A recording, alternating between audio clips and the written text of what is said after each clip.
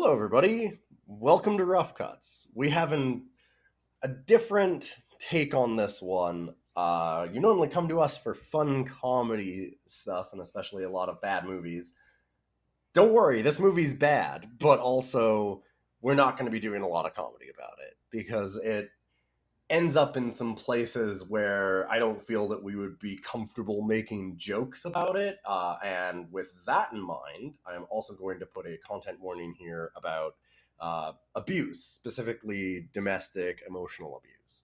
So, with that in mind, we are going to be discussing be it bitch, but with an exclamation mark, because apparently they can't market the bad word. Beach. Yeah. And that's about the last joke you'll probably hear this podcast. Welcome to Rough Cuts.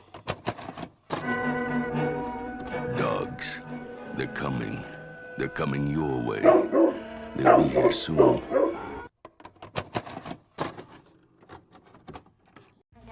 I love you. All right. Have a good day at work. I'm so tired, Bill. You don't understand. I don't know. Can you keep it together? Okay, stop. Mom, can we go in this century, please? Honey, we thought you'd be home. I postponed dinner as long as I could. There's a dog watching me. Mom? Is Jill with you? No, why? She's gone. Can you help me? We found Mom. Where is she? Mom is being a... Someone tell me what is going on right now. We have to show you.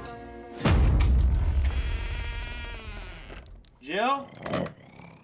Why isn't she answering? It's kind of hard to explain.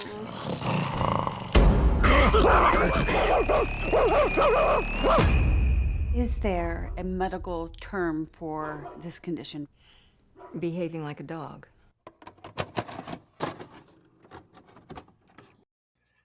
So, I like these style of movies. You were saying that this is a movie for Jay on Red Letter Media. Where Yeah, this is very much a you and very much a Jay movie. It's a moody, tense, very dark movie a feel bad with movie. with some weird shit. Mm-hmm. Yeah. Now I would like to expand on that and say, this movie fucking sucked! So, it's in that style, but it doesn't land on any level that it needs to. Yeah, so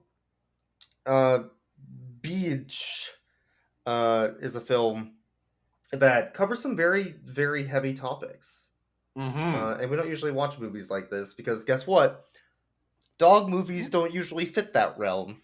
They're also not generally. They also were generally a comedy podcast for the most part. Right? Ha ha ha ha ha! Did you see the Like way this- that he emotionally abused her? Like this is less ha ha ha and more ha ha ha. Oh Yeah. God. Oh shit. Like, so this movie's listed as a dark comedy. And it's not. Like, there's some comedy moments, sure, but it's just dark drama. Yeah, the Really? Rotten Tomatoes page even says that it is just comedy. It doesn't even say dark comedy. That's straight up false advertising. It's a fucking lie. It's just Yeah. straight up wrong. I feel like the best that you could hope for for this movie for characterization is like a dramedy, like a dark Dramedy, dramedy. kind But, of.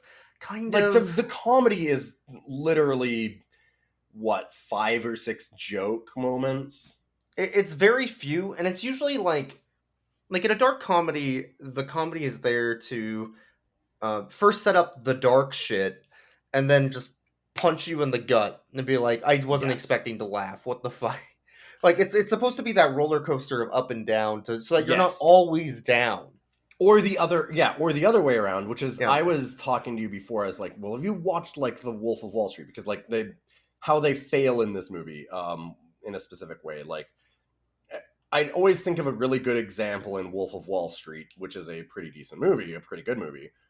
Is when there's a really funny ha ha ha scene, and it is funny, like it's portrayed, it's a really good dichotomy. So what it is he is taking a Quaalude, which is a drug that has like a little bit of a delay on it, and he then gets a call from like his lawyer about your phones are tapped by the FBI, and he panics and needs to go home and get people off the phone so they're not gonna like sell him out, kind of thing, by accident.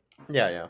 And at that moment, as he's talking to his lawyer, he's like, so, and it's like, are you okay? And then it's like him dragging himself out of this country club, and it's fucking hilarious because it's like really good slapstick comedy of him, like, he goes to the stairs and it's like 4 stairs and he's like dragging himself like on all fours and like drooling, and it's done in a very slapstick way. And then like he looks down the stairs and there's like 1,000 stairs and it's like him falling down the stairs and then going home, and then he's like having this whole slapstick like slap fight with Jonah Hill trying to get the phone from him. And then 5 seconds after that, it shows his daughter in the doorway watching this. Ugh. And exactly, right? It goes like, boom! You get hit by a fucking truck of like, oh, this was kind of funny because of how absurd and slapstick it is and stuff, and how much they sell it as like a joke. And then immediately the filmmaking turns on the dime and goes, no, this isn't like, funny. This dude is a fucking problem. And like, and then it fucking immediately has the weirdo. cops come to his house, and he's like, somehow, like, I drove really, really careful. I drove so slow, and I made it home safe, not a scratch. And then the cops come and it shows his car, and it's fucking totaled in his driveway. And he was like smashing everything the whole way, and he just didn't even realize it. And so like it does this up and down of like, ah ha ha ha ha. No, it's not funny. Like, but this movie doesn't have the depth or the deftness to do any of that, because the jokes aren't funny, and then the drama, like the stuff that's bad is just like, it's so bad and too real. It's never absurdist enough. The problem with the funny moments, like, because there is some legitimately funny moments. One or two, yeah. There's one or two that are. But the problem is the unsettling background of the film never escapes your mind to give yourself the opportunity to really think like, oh, that was funny. Yeah. It's just like, I mean, I see, but there's this shit going on, you see? Like, I can't let go of that. Yes. It's trying to have it. It's trying to do both. Yeah, definitely. Mm-hmm. And at the same time is the problem. It's not doing the shock of switching between those modes in a way. It just, it doesn't have that. It'll do a joke in the middle of some really dark, heavy shit and immediately be still going on about the dark, heavy shit. And it'll just do like a one-liner joke in it. And it's like, not the time, movie. But it comes out as like the character being sarcastic about what's happening instead of being a legitimately good joke or whatever. Yes. Right? Like, it's rough. It's rough. But this is a really difficult... I mean, we haven't even talked about the topic. It's a really difficult topic. And when you're taking something like this, and you're trying to make it palatable to an audience, to watch, like, that's hard. That is a hard job. Yeah. And I don't blame the director for necessarily failing that, but I do feel like there was some writing issues. Yeah. And by the way, the director is Mariana Polka, who is also the writer. Yes. And who is also Jill. And also the star. Yes. The star. Our main character, Jill, who's the wife of a dickhead named Bill. Which is absolute underselling piece of shit. Yeah. And the whole story, essentially, I'm going to try and narrow it down a little bit, but it's about her being in this relationship with him, having kids, and then falling into the full-time job of just being married to this guy. She doesn't have a life beyond what... Like, she can't do anything on her own. No. She's trapped in this family that she wants, extremely. that she doesn't want anything to do with. She can't pursue her own dreams, her own life, and she just Even to the point where at one moment in the early start of the film, she goes like, please, like, I've always wanted to be a painter, and I've been trying to get materials and time to do it, and I've asked you again and again. And then he's like, oh, well, you know, maybe sometime later, like, go, you got to take the kids to school kind of thing. Like, you just, like, they just brush her out. Like, she can't even do a single painting. it's her last reach out for, I need something. Mm-hmm. I need something. And she's denied. Yeah. And man, Yeah, there's yeah. the it's interesting because the dog in this movie is supposedly like a dog that she sees out her window that's barking and constantly staring at her, which I think is more metaphorical Yes. than a real dog. And the barking that you hear constantly through the film, some of which is obviously Jill barking because she snaps and becomes essentially a feral dog in her mind, and literally, like, like, but that constant barking is like the barking of I gotta get out, I gotta leave, I gotta get out of this situation, I cannot do this, I can't do this every day, right? That's a hard topic. How do you talk about that, right? Like, that's what I was trying to get at. Like, they're doing some things to make that unnerving, unsettling feeling come across. Yep. And it does. The movie is very unsettling at times. But it like, tries even not to be. That's the problem. And then it tries not to be. That's the issue. Yeah, it should have committed to it and just not done comedy. Correct. Yeah. The problem is, for me, is that it does things that are... So, for it to work as a comedy, I think it can go darker than it does and still be funny and still be a comedy. But the problem is that then it needs, like, some kind of absurdity to it and stuff like that. Like, it needs to go further in ways, and it doesn't. And then the other side of it, it fails because it tries to show how abusive and everything all this is and, like, talk about that serious topic. But it's undercut by this need to be kind of funny and stuff, and like it just doesn't. I think the funny parts were put in there to try and appeal to an audience to watch it. That's my thought. Maybe, but like, I have the biggest thing is the ending. It ends up in a spot like where it neither deserves nor earns it. Right. And the characters don't earn and deserve it. The writing, the story doesn't. Like, it just top to bottom. It goes to places where it's like the. Do we want to give like a spoiler warning or anything, or just like, hey, if you want to watch this? God, no, I don't think you should watch this. I don't think you should. Sucks. I think this movie is garbage. I think this, like, I have a very strong dislike of this film personally.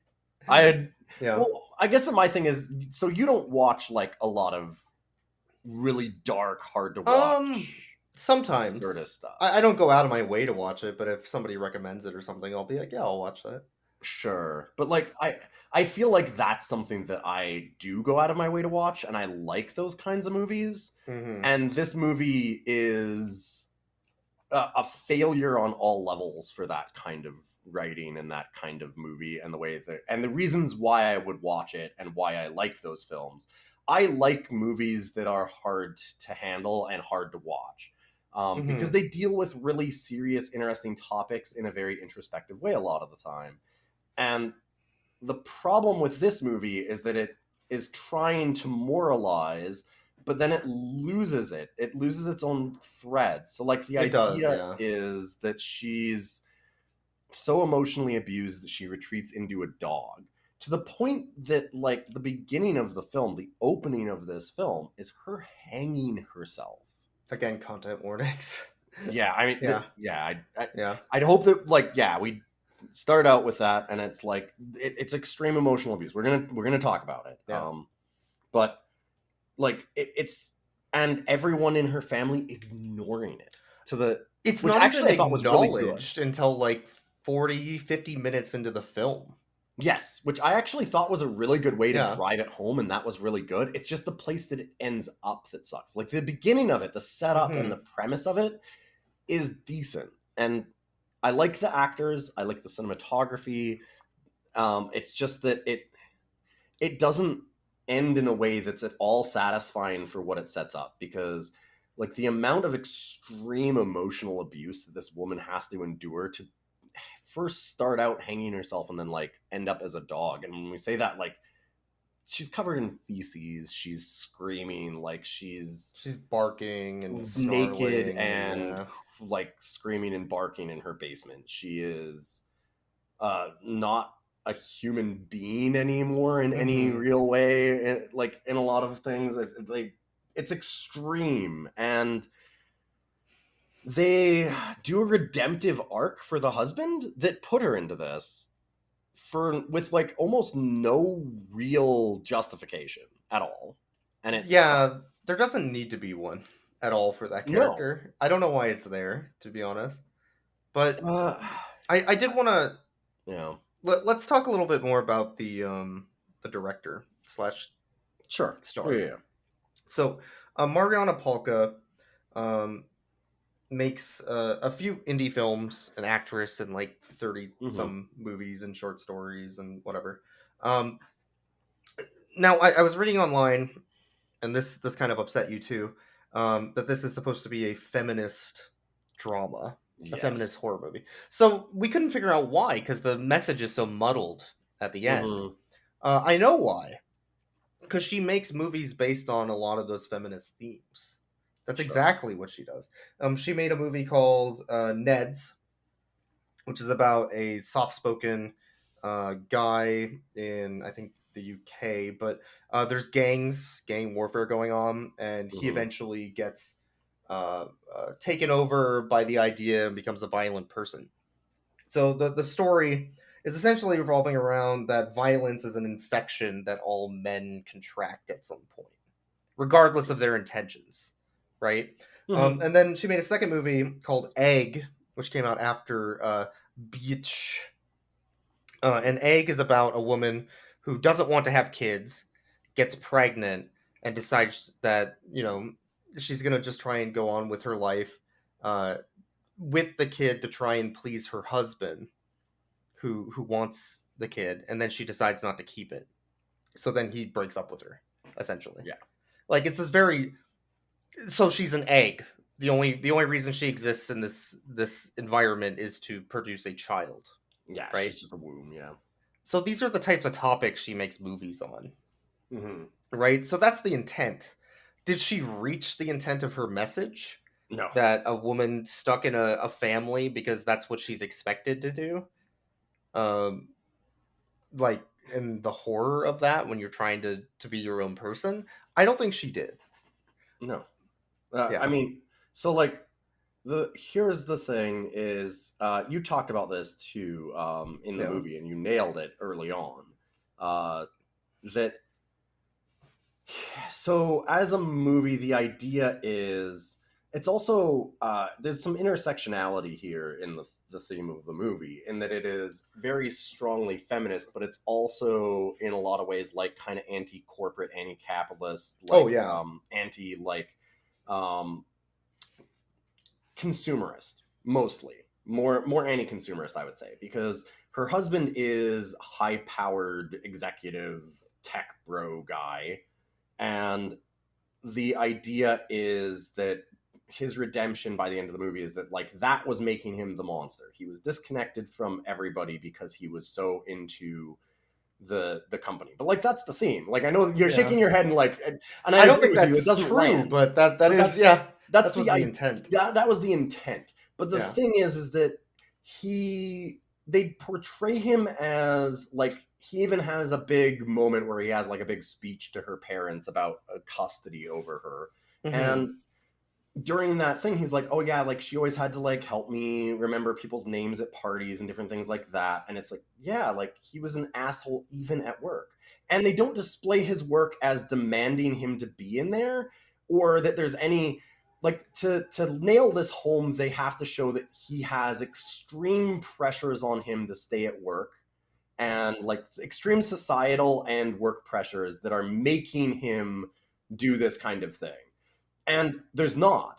Like, they never show any of that. They don't get into any of that. It shows that it's basically all just him doing it, and his own boss and everything they're not into that. Like, that's not, it doesn't have enough of that to show that that's at all what it is. And like, they even have, one of the jokes is even that he's always late for every meeting and makes everybody wait, right? Like, they keep on calling him, and they're like, everyone's still waiting for you in the conference room. Like, they even call him at home, and they're like 3 days later, they're like, that was one of the times that I actually kind of laughed, was they're like, hey, everybody's waiting in the conference room if you're ready. And it's, so, I mean, I guess that's kind of a pressure, but it feels more like a joke than an actual pressure. And the amount of intense emotional abuse that he heaps on her sucks. And what you said early on that really stuck throughout the film, you caught it early, and I was hoping they would fix it, and they totally don't. And that is her lack of agency and like visibility in her own story. The movie's about her. It's supposed to be her movie. She's almost never in it. And not just physically, but also like agency wise. Like, she's an invisible character, even though she's there. Yes. And the other characters in the film, all talk about her like she's not. Yes. Or they talk around her, or they demand things without ever, like, she's so ethereal as a person. Mm-hmm. And it's so unsettling. It's awful. Yeah. By the end of the movie, I mean, we're talking about a movie where, like we said already, it's such extreme emotional abuse that she turns herself into a dog to escape life. Yeah. And the parents eventually, after some extreme situations, go to lengths to take her away from her husband, like get custody of her. And the end of the movie is them bringing her to his house for like a visit or something, so he can take care of her. Because the parents took custody to give Jill to her sister and her sister's husband to take care of, but they decided on like a once every 2 weeks visit or something like that. But I don't even know if they should have done that. Like, everybody in this movie is so nice to this guy who's just so in his own. He doesn't care about anyone but himself at all and his own life. Yeah, he's an irredeemable loser. Yes. And the thing about that is at the end, like, even though it's trying to supposedly have this feminist message, and it's about and it's kind of showing that like the idea of this patriarchy and earning the money and the consumerist part of it is ruining him also and turning him into this abusive monster. But the problem is that she's just an object even in the movie for this lesson, even though it's ostensibly about her. Because even to the family, to the kids, to her sister, and exactly her parents, even nobody asks her if she wants to go and see her husband again. They just give her to him like she's an object. And you might be like, well, I mean, she's acting like a dog. How are they supposed to ask her? Well, I mean, take her to the house and let her see him, and then if she goes to him or something and wants to be there, then let her stay. But she doesn't. Like, she growls at him. She hates him. And the movie then shows her just suddenly like him again, and then she just like, because she just has this like violent outburst of just letting it all out, and then suddenly at the end they're like, she smiles to him and is acting human like again. Yeah, I'm like, is she a human, like, in her head again? Did she get rid of it? Like, what happened? Yeah. I don't understand. I think that it shows that because it shows her sleeping in bed normally. So I think that was like the gist of that. And like also that after she jumps on him and scream, like, she's barking the whole movie, and she barks at him at first, and then it turns to screams. Yeah. And then she stands up, which she hasn't stood up because she's been a dog. And that was like kind of the big moment. And then it shows her waking up next to him as like in bed, like But, a person would Like, the problem is, what are the implications? Like, what happened? But she stays I with don't him. know. I know, it's you fucked can't. up. That shouldn't. No, well, and I she don't- shouldn't. yeah. Like, there's no reason to stay with this man because it is. So the way that it works too is that she ends up in the basement as a dog, covered in feces, naked, and then they try and get her psychiatric help because of course you would. Like, her sister comes by and is worried Mhm. about her. Because he calls her sister to be like, "Oh, can you find her?" And then he goes, "Why is she doing this to me?" And Because it's all goes about into- him. Yeah. Yeah, and like does this for basically half the movie or more. And she's like, "Well, we need to get a psychiatrist." And they get a psychiatrist, and then he goes, "Nah, I could just Google this. We don't need her here. I don't want any of this. I don't want to lose face by having her go to a psychiatric facility. It'll make me look bad." Because he doesn't want his image to go. Yeah. Like. Yeah. And he won't let her get psychiatric help. He refuses to get her a psychologist or get her into any kind of hospital or anything. The police come by eventually because they call the police to deal with it because, I mean, this is some extreme abuse. And because he feeds her dog food at this point to get Yeah. revenge on her. And because he thinks that she's doing it to him. He thinks that she's aware of what she is doing and is doing it just to get back at him. Yeah, because he was Because that's a the only huge way he could shit. possibly think something like It has to be about him. has to be about him. Yeah. Yeah. And he's doing all of this to her, and they call the police. And when they call the police, he fucking just leaves. He just walks out of the house and just leaves the kids and the police and the wife and everything and just doesn't do anything. And this is the person that we're supposed to have a redemptive arc for and that she's supposed to end up with again at the end of this movie. And there's no redemptive arc. Like, there's nothing. He doesn't do anything. He gets fired from his jobs. Like, he faces consequences because he gets fired from his job because he can't make meetings because his wife's all like this. And then he loses the custody of her to the parents. And that's supposed to be, and then of course he has to like move out of his nice big fancy house because he's no longer high powered tech bro. But like, that's not consequences on a level of. That's not consequences that are related to Jill. That's No. the problem. Even the consequences have nothing to do with Jill's situation. Yeah, It's all Yeah, about yeah. him. That's the issue I have. Mhm. It feels like there should be some other consequences there that are relating to his relationship and his wife. And that Yeah. she needs some sort of fucking presence. Yes. And she still doesn't. And any redemptive steps Yeah. that he takes, like anything that would need to be redemptive, would have to be centered on him repairing her and focusing on her. And that doesn't happen. Yeah, it doesn't. The only time at the very end of the movie I was like, okay, this is the closest that it's ever come to doing something where it would be somewhat redemptive of him at all. And I mean, I don't think that there's anything you can do that would redeem the abuse that he gave her. Like, Oh no. there's as I said, the problem with this for me is that he can do things to repair himself, but he can't do enough to repair that relationship. Like, she should never be in a relationship with him ever again, right? Like, that's the thing, is that no. he can do things to make himself a better person and to repair his own humanity, but the idea that she would go back to him is abhorrent to me. And it ends up in that place. But like, the one thing that he finally does, but it only happens once he's already gotten he has the kids the whole time too, which is fucked up. But he gets her for the weekend or whatever as a dog, and he takes her to the dog park, and to connect with her, he acts like a dog.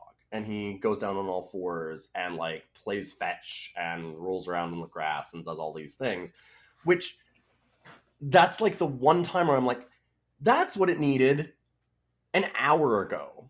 And it also needed it where he was way less abusive, right? Where he was he had some thoughts about abusive kind of things, but also at the same time was trying to find a solution. Do you know what, like, it needed there to be a hint of humanity in him earlier, and it just doesn't. Because it feels undeserved is the Yeah. problem. Yeah. Because his abuse is so extreme, like feeding her dog food, Yeah. not letting her have psychiatric help, Buying like, her stuff like dog that. toys instead of doing Yeah, buying anything her- to help her. Yeah, buying her dog toys as punishment for As punishment. her becoming a, like, that's the thing is as she's doing this, as she's having this breakdown, he thinks that it's about him, and he punishes her further for doing it, which is so extremely abusive that it's like, it's breathtaking. It sucks. It's an incredibly hard film to watch because of how abusive it is. And I watch a lot of movies, like I said, that are really, really hard to watch. But I think that my problem here is that it doesn't get absurdist enough. It all feels very grounded. Do you know what I mean? Like, it doesn't feel fantastical at all. But the parts that are weird is it doesn't feel fantastical, except that he doesn't face any consequences either. So it feels super weird that way, where it's like the parents, despite all this extreme abuse, when they go into the custody battle after like an hour and a half of this incredible torture of this poor woman, they finally go to take their daughter back, and they're like, listen, we love you very much as a son-in-law. We want you to get help. Like, we're here to help you ultimately. And it's like, because it's still I'm about sorry, him. Why? Yeah. Why? What? Why? Why are they there to help him? He doesn't need any help. He doesn't deserve any help right now. Like, I mean, he needs therapy, but he doesn't deserve. He needs help from a mental health professional, but he doesn't deserve love and help from the family of the woman he abused. He did nothing to deserve the kindness of the people around him. Mm-hmm. That's what's upsetting.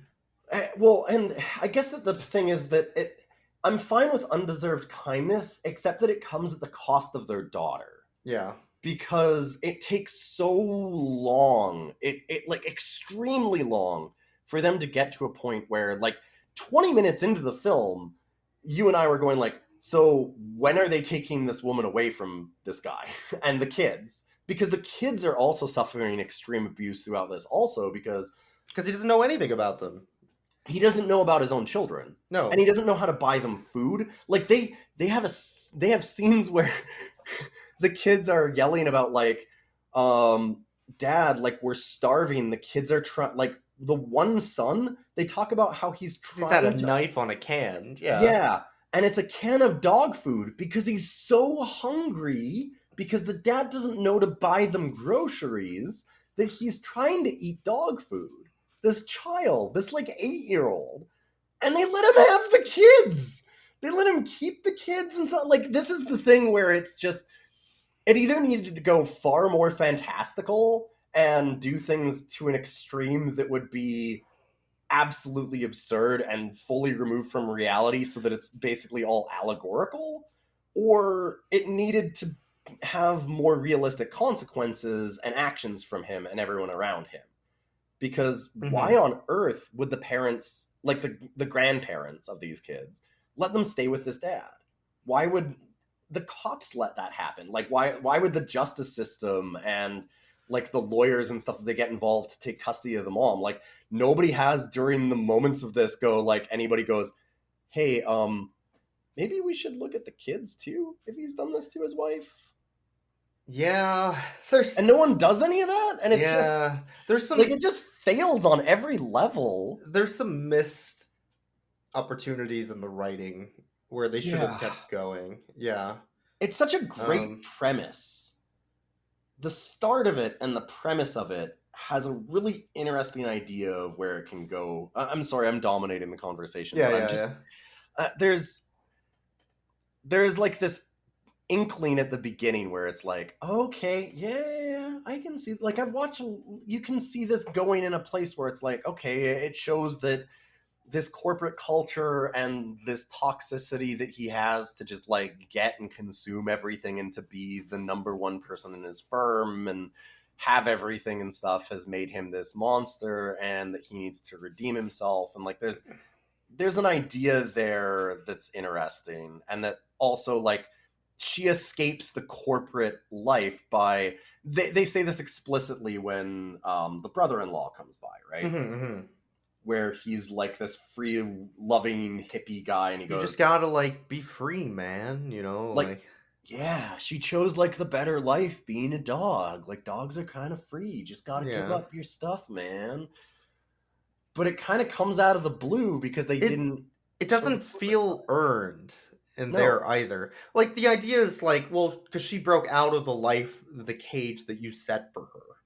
Mhm. She's living the better life now because she doesn't have to deal with the bullshit that you made her deal with. Yes. That's the intent again. Yes. But the way it's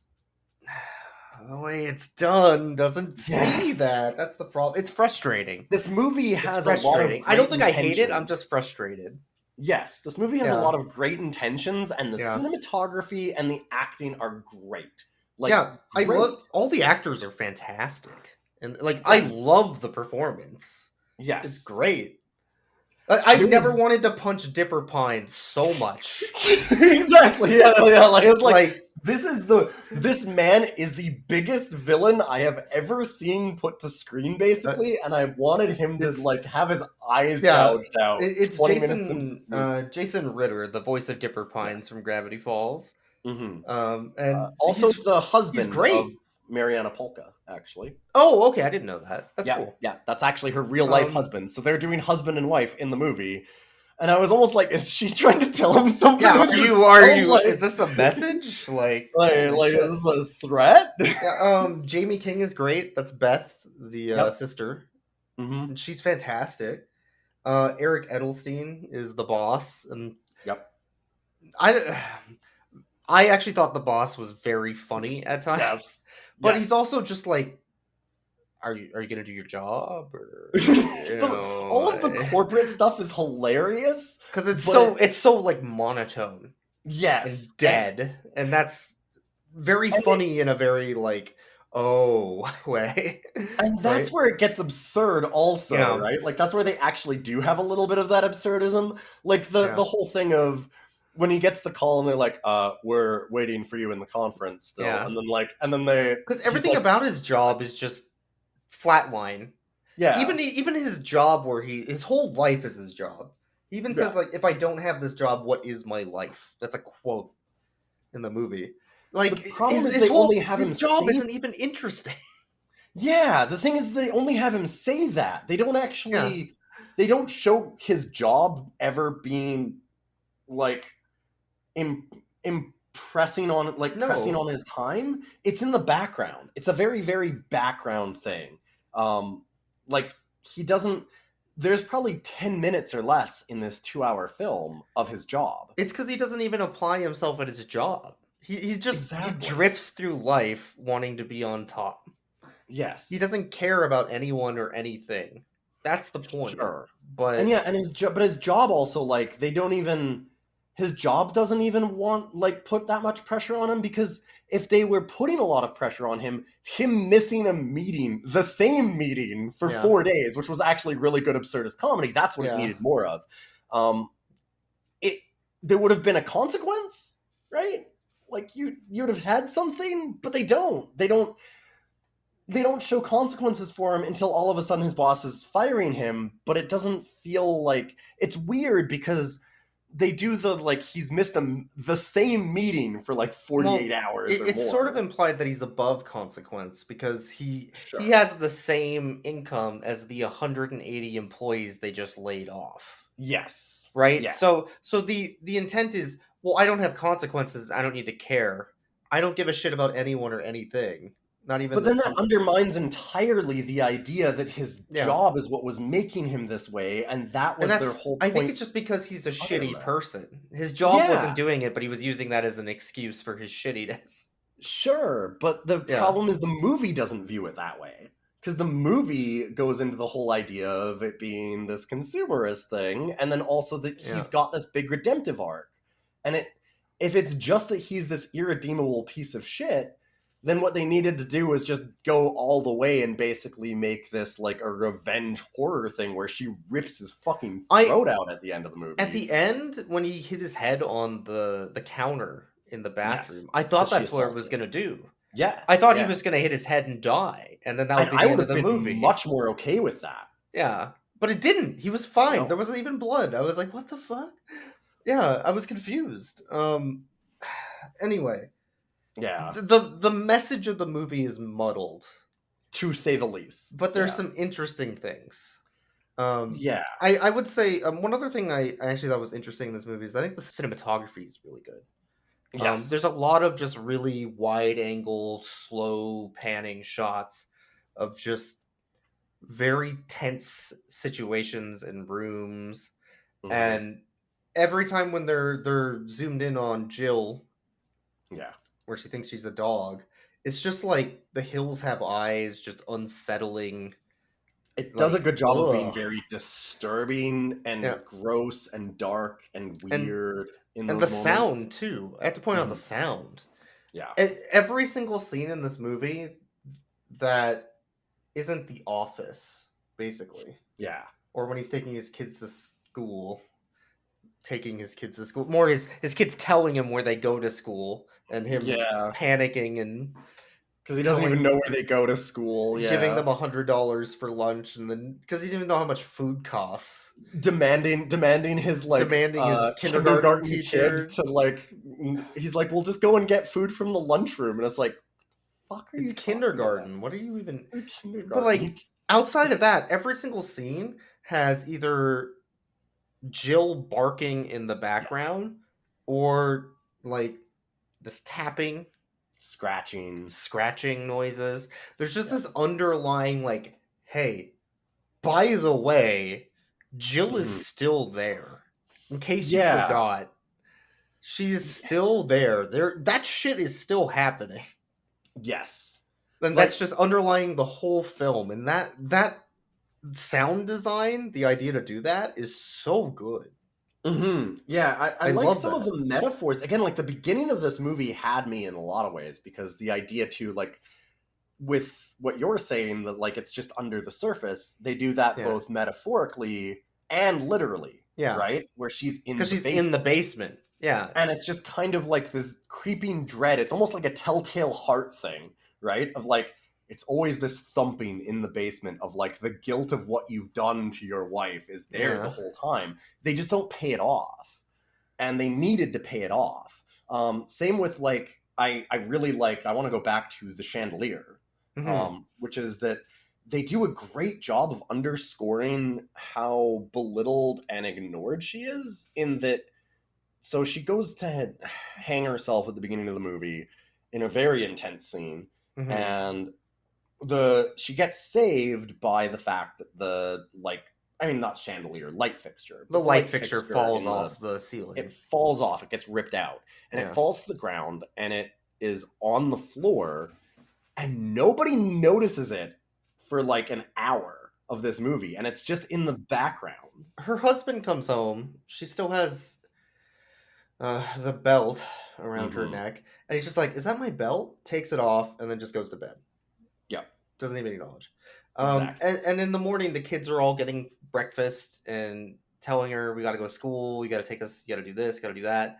And they're all walking by it and walking by the kitchen. And she's looking at it and nobody's acknowledging it. But like, that's a good metaphor in a way. Like, because that's the kind of thing that in a better film, that would be almost not literal, right? It would just be kind of there as like the allegory of like, hey, this is how ignored she is. This is why she's in this situation, is that nobody around her actually cares enough to have noticed this. And it's a really good little thing that reminds you because it's just constantly in the background. Like they'll be talking and having a scene of like, oh God, like, should we get her psychiatric help and stuff? And like, what do we, well, she's doing this to me. And in the background, you just see the chandelier laying on the ground. And it's like, okay, that's like, it's a really good visual cue. Like the cinematography and some of the ideas of that are wonderful for what they're trying to do. It just, the script it just doesn't get the place that it needs to go. I get the feeling that Mariana just didn't know how to end it. That was the feeling I was getting. I feel like the problem is that she had.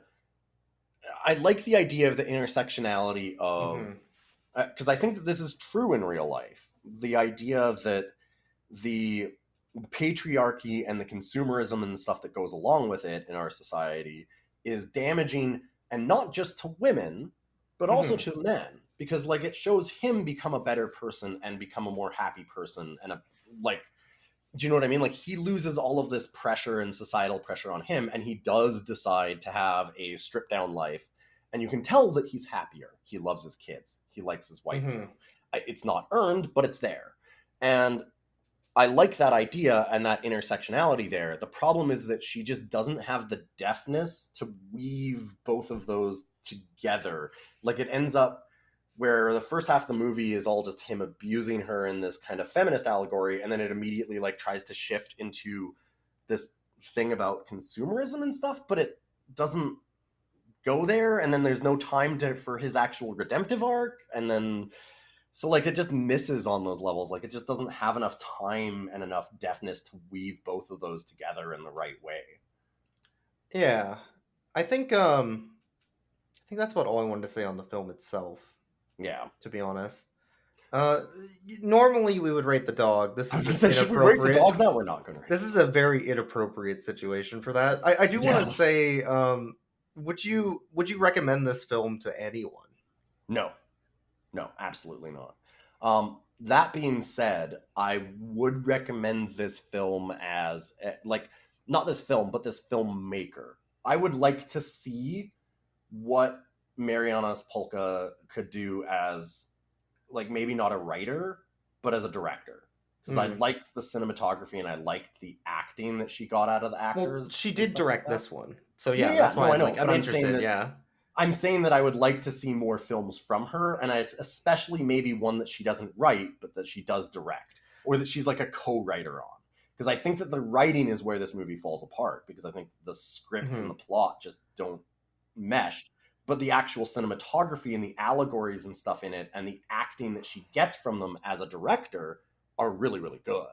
That side of thing is nice. Yeah, I was going to say, I wouldn't recommend this for viewing necessarily, but I think it's an interesting film study. As a film student, I could see watching this movie and learning from it. Yeah. That's where I think it probably entertainment, shines, like to consume. It's not entertainment. It's not a thing you consume. No. Like, but But it's like, even that, even for people that generally tend to like tougher films and don't mind that, it doesn't end in a way that will satisfy you or engage you in any real level. Yeah. So, all right. I think that's where we'll end this episode. Extremely serious. Now we get to talk about like film theory. Right.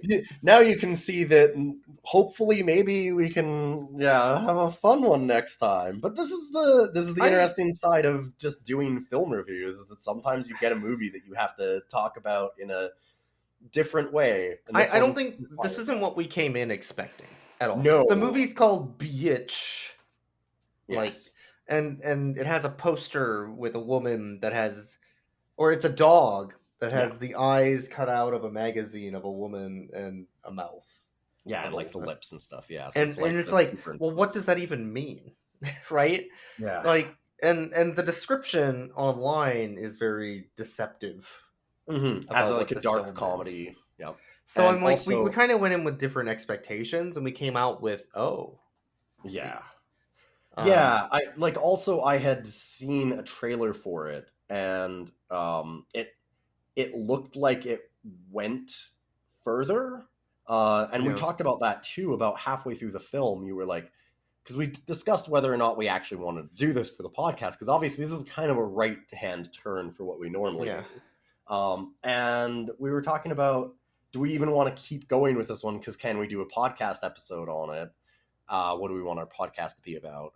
And we wanted to stick with it because there was 50 minutes left. And we're like, oh, it's got to go some fucking wild places to make this movie work. and then it doesn't. It just doesn't. That's the It just problem. doesn't. It tries to stay serious, and that was the problem. Like I said, if it just went like truly absurd, then it would have been interesting. Maybe not good, but it would have been interesting. And it ends up it hits so hard in that first 30-40 minutes, and then it just kind of peters out. Then it just doesn't know where to go. Yeah. And that's why I was saying, like, her actual chops for the lighting in the movie, for the cinematography, like I did like all of the lighting and everything that they have, and the way that the scenes are composed, and again, like the acting, even from the kids, is really good. It's a lot of fun, but there's I did want to point out this has a really low rating on Rotten Tomatoes for the audience, and it was like 67 or so for critics, which makes I don't get, I guess. But I know why the audience is bad, by the way. I did look up some reviews just because I was curious. 1 out of 5 review from a year ago. Why was the name Bitch when there are young kids in it? Which, after everything we talked about, the only thing I can say is audiences are. Whew. See, like I was thinking about like one of the other scenes that I laughed out loud at, where I was like, okay, and this movie really showed promise in the early part of it, was when she first leaves the family. They think that she ran away. They don't know that she's in the basement as a dog yet. And we don't know either as the audience. But there was a really funny moment of him dropping all of his kids off at school, and he like gives the older kids $100. He's like, "Is this enough for lunch?" And gives them $100, and they're like, "Yeah, sure," and like look at each other. And then he drops off the other daughter, and like this is the moment where it actually does that roller coaster back and forth of like, ooh, this is a really awful situation, but also there's a really funny comedy in it, which is that he grabs the daughter and he's like, well, like, just get her a lunch. And they're like, well, no, like, that's not what we do here. He's like, well, no, like, you just have to. And then he just drops her off and he runs back to the car, and he has like a little breakdown where he's like, oh, this fucking bitch, god damn it. And he's screaming and swearing and all this. And then it zooms out a little bit, and his last son is in the back, and he's like, he forgot to take him in, School, Dad? And he goes, oh, you're here, huh? Hi, hey, buddy, how you doing? And it's like, are you gonna drop me off? And he goes like, yeah, bud, where's your school? He's like, this one. It's just like there's like a really good, like, uncomfortable moment there. One of the good, well-written. Like it has a lot of potential. Like the beginning of it has a lot of potential, because if it kept that energy, that ability to go back and forth throughout the movie in a more deft manner, it would be a much more interesting film, but it just kind of doesn't. The other review I was looking at that was 1 out of 5 was like, oh my god, there's so much cussing. What? Which completely misses. One, there's not, but also they're just missing the whole point. I think the reviews from the audience review aren't people that watched it. I think it's just people that saw the word bitch. Yeah, and probably. I think that's why it tanked down, which is kind of hilarious to me. Like, this is an R-rated film, and honestly, again, I as far as like a hard to watch movie, it is low on that scale for me, at least. I've seen stuff that is so much more intense than this. This movie is hard to watch in that it doesn't pay any of it off in a way that's satisfying. But that's the end of this episode. Thanks for listening, everybody. We'll get back to episode 69 after this. We are gonna. Speaking of roller coasters, I know what we're gonna be doing for episode 69. Holy shit! Yeah, Jesus, dude, I don't. Yeah, we fucked up. To do this as an episode. No, we're here, so. I hope that people appreciated this, though. Like, we are also a movie review podcast, so sometimes we get interesting movies and we like to talk about them. And I wanted to talk about this one. I think that it would really serve people that like movies that are, like, I don't know, something like, I always kind of fall back on things like a Neon Demon or, oh god, just like really hard to watch kind of allegorical movies like a White God and like things like that. Like, there's a reason we are not watching White Dog for this movie podcast. Yeah, White Dog. Sorry, that's what I meant. Yeah, and like White, White Dog and White God, which are both different. Yeah. There's a reason we aren't watching that. Yes. Yeah. 'Cause But that movie's also good. yeah, That movie that's is the other like, problem. yes, Yeah. that movie is actually an incredibly powerful allegory on racism and stuff. Yeah. And, yeah, it's and what it does to people, and it's supposed to be very good. I haven't seen White Dog, but yeah, like things like that, and yeah, I mean, we don't normally intend to watch those movies, but we happen to walk into this one walk ass backwards into it. Yeah. And I think that on like the scale of how hard those movies to watch, this one's actually kind of low. So I don't think that you need to worry that much about it if you are deciding to watch this. But like, do be aware of those content warnings that we gave in the beginning, because it definitely goes to some places. And I would want to look at more of her movies. I actually think that she is an interesting filmmaker. I just think that this movie isn't worth watching, if that makes sense. Because I think that there's a lot of redeeming qualities to the work that she put in here, and I don't want to just dump on her, because I think that she's trying something that's very difficult. She just doesn't manage it. And I mean, being the star, the director, and the writer has probably got to be extremely demanding. So I appreciate what she did. I just don't think that the movie pans out. Well, that was this. Blah blah blah blah blah blah blah. I can't talk. That was this episode.